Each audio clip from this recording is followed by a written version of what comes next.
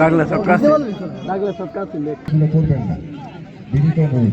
দ্বিতীয় কথা হচ্ছে ব্যাটসম্যান যিনি ব্যাট করবেন, যিনি এই একটা কথা মনোযোগ দিয়ে শুনতে হবে। আমি সবাইকে বলছি, যারা ক্রিকেট খেলেন সবাই জানবেন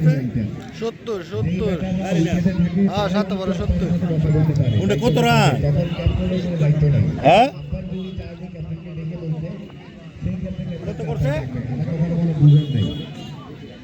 এই ধরনের এখন সজল ভাই ক্যাপ্টেন, তো সজল ভাই